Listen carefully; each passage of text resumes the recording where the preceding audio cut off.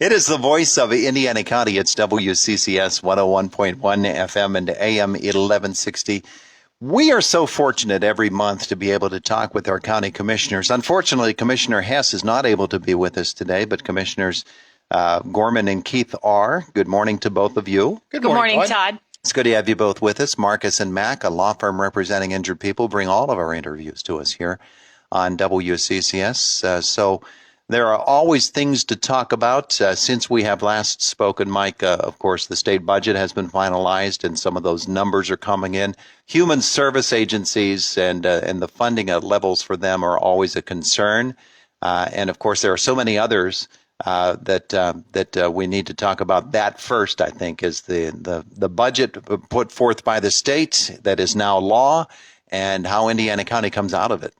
Yeah, actually, listening to Senator Pittman with his kind of a summary, the budget actually ended up with a lot more dollars put into it, like you said, to help a lot of agencies throughout, not only agencies, but also education. And all things, it was all good. They still have a nice rainy day fund, placed on the side, which is also good for us and Sure. Not raising taxes. But yeah, that goes out not only, like I said, to the schools, but it helps the county out quite a bit too, because again, those are kind of funds that actually help us, be able to provide those services to the residents of Indiana County. Yeah, it's always interesting to me, and Robin, you can weigh in on this as well. How we think of the numbers that come in, and for a lot of us, it stops right there. But determining how those numbers will be distributed and for what services they will be used, because there are so many different worthy agencies and causes out there that it really takes some fine management to make sure that they're being spent in the best and wisest way. Yeah. I can't even imagine what their work is like at the state legislature on budget time. It's amazing. So yes, unprecedented numbers, which was good.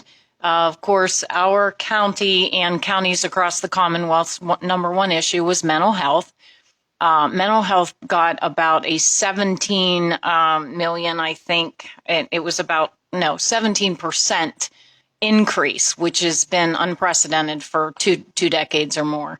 So much needed. But some of the concerns, as in the undone stuff at this point, is there's a lot of money, about $25 million to their base, but I think there was $10 million surplus of ARPA funds one time in both juvenile and adult areas, which still need legislative action to figure out how they would, in essence, be put out or by grant or whatever that means to that arena. So, but that was a real plus. Nursing homes and their Medicare or Medicaid increase was substantial. Again, a real win in areas of need. Agriculture got a boost. Our Penvest conservation areas of sewer and water projects, and particularly on the municipal level, really need to be thinking about what to get in the pipeline and what to go after to get those things done right now. Yeah, I think one of the interesting things about it is that, every year we expect there's going to be more spent, and then the next year more after that, more after that. This was a unique budget in that the funds that were available came out in many cases from the federal government, and they're just one time. Right. We're not going to expect that we're going to get that kind of funding thrown at us from the federal government anymore. And so next year's budget process is going to be a whole different thing, I think. But it does enable the county to address some specific needs. And Robin mentioned infrastructure. Those things, we always talk about what's going on top of the roads, but underneath the roads is pretty important too, isn't it? Yeah, one thing to think about is as when we're having our meetings, we have our different agencies. We'll just take, for instance, CYS. They get on there and they have a lot of agreements and everything to renew every year or new programs. But they always put out there that it's coming out of the general budget. But a lot of people don't realize that total budget that everybody thinks is actually the county budget, that is actually shared by not only state and federal government. We only pay a percentage. For instance, the CYS budget's around $8 million a year. But that there's a lot more money coming from state and from federal that also helps fund that department. Yeah. All right. So what are some of the big issues that the county commissioners will be looking at here for the month of July? Well, we are going to have a directors meeting coming up, and the biggest issue is budget, the county's budget. So we will actually start the process. We have a new program that we purchased last year. It's called ClearGov, and that program actually works in conjunction with our main program, which is called Munis. And our financial director, Lisa Gregerson, she's actually plugged in the numbers and everything, has that program ready. But it's going to be a new procedure for every department this year as far as how they prepare their budget. And but it's one thing that's unique about that is this new program actually helps us as commissioners plan for the future. I mean, we're talking 5-year, 10-year plans that, before you actually had to pull a lot of spreadsheets. This is a program that kind of summarizes all that, and you can plan much better ahead.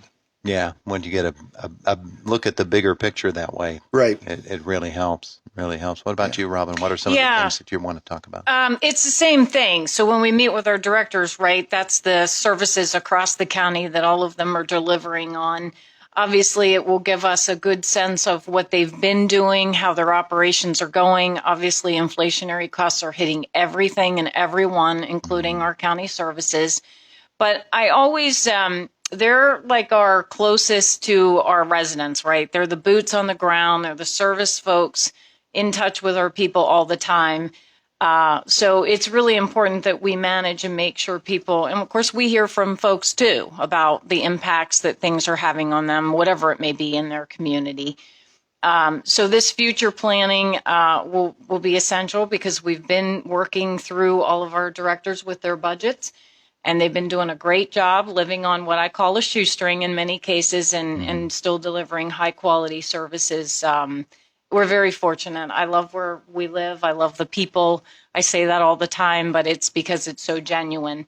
So that's an issue. But we've also, with these directors' meetings, we've tried to instill in our folks a sense of teamwork, a sense of centralization, of bringing things in alignment and saving costs and working together, but also on the human side of knowing each other as a team and building pride back into our workforce and our community. Because I always say, if we aren't proud of who we are and what we do in this county, who is going to want to come here and do it with us? And we need people, right? Yeah. Workforce is a constant issue all the time.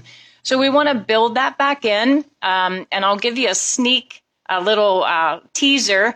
The courthouse is talking about doing its first open house to the People's House in the upcoming months. We haven't chosen a date yet, but we want to open the courthouse in an open house public way and have all of our offices represented and talk to our folks about what they do every day, the services available to them, and really take pride in what they do and in our community. Yeah, I think people would really be surprised by what's happening behind the scenes.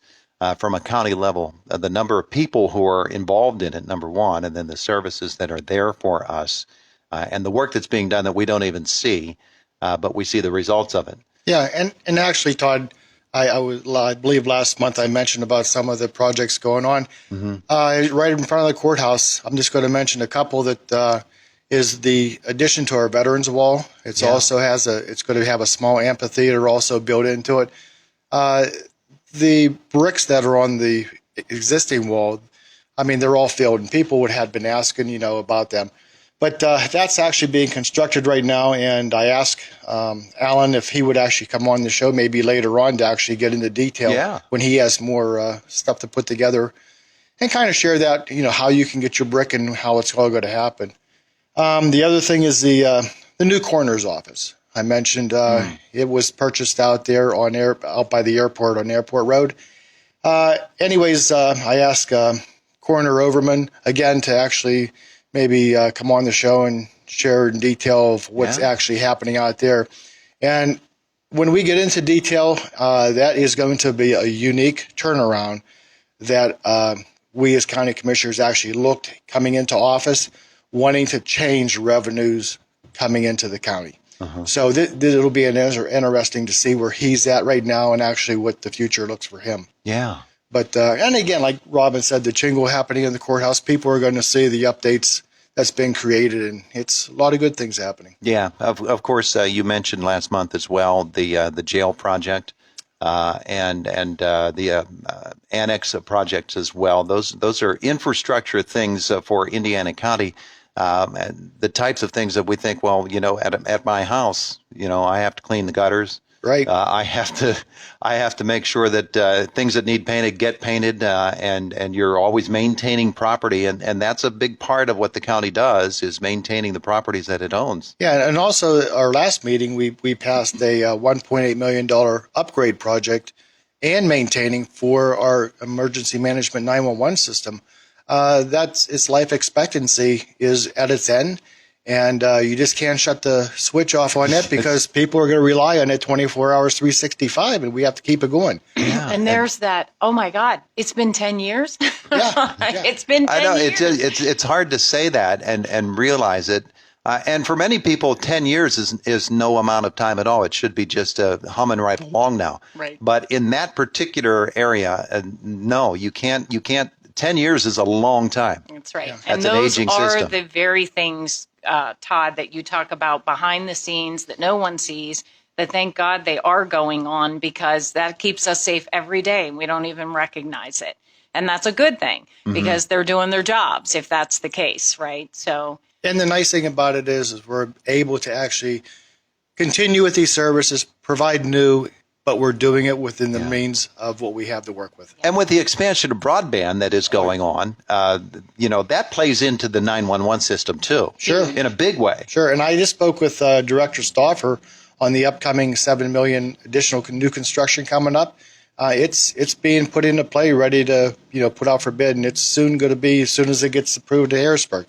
Terrific stuff. Terrific stuff. All right. So commissioners meeting is going to be, have you held it for this month yet? Yeah. The first one, yes. The second one will be the third Wednesday, 10:30. Second one coming up. So the business of the county keeps on humming along, and the two of you are much involved with it, along with Commissioner Hess. Just a couple of moments left to talk about, if we could, the number of different things. I'm thinking of the softball tournament that comes in and brings people into Indiana County. The various other events, KCAC events, the fair coming up. Sure. All of these things that bring people in to Indiana County. And the county, yes, there are expenses involved with people coming in, but think of the benefit of all of the people who are coming here to Indiana County and going away with a positive impression. That's really important. It is. It is. And Robin can hit on that because she's pretty much working with the Tourist Bureau on a lot of this. The Tourist Bureau, and I don't want to leave out our Center for Economic Operations. It's our team, our local team with the university, the chamber, the Tourist Bureau, the planning office, the commissioners, and our local representatives. We meet on a regular basis to keep those kinds of activities fresh and current and keep coming back and want to come back. We'd be amazed at the kinds of sporting events like wrestling and softball and how many people those things bring into our county. And we want to keep them constant. And then you have like the airport festival. You'd be amazed at the amount of people that come in from out of the county just to enjoy that event on a local level. So you're right, Todd. And we have this term at the Tourist Bureau, right? Because that's heads in beds. And the more heads we can put in beds means more revenue, obviously, to our hotels and all of our eateries and hospitality sector, shopping and downtown commerce. So we are working diligently on a regular basis about what more could we bring. And, of course, with KCAC and how do we continue to do, and grow conferencing there and bring the level of conferencing at the numbers that we can, the capacity that we can handle here in the county. Yeah, Indiana County puts a lot in investing in a lot of different types of venues and organizations in order to bring people into this county and benefit economically. And that's another of those untold quiet stories. Todd, if I can just mention very quickly, I know it was in the newspaper and I know a lot of people have probably heard about it, but this new community and family residency at IRMC is just going to be astronomical for our community. And of course, they're growing that program as well. They've chosen the first 6 who are amazing individuals. And of course, they'll be choosing, I believe, 16 or 18 of them over the next year and then the third year. So we are so excited about this for our community. Yeah, that's a big story. It really is. Well, Commissioner Keith, Commissioner Gorman, thank you so much for being with us today. You're welcome. Look forward to Commissioner Hess joining us next month. It is the voice of Indiana County, WCCS 101.1 FM and AM 1160.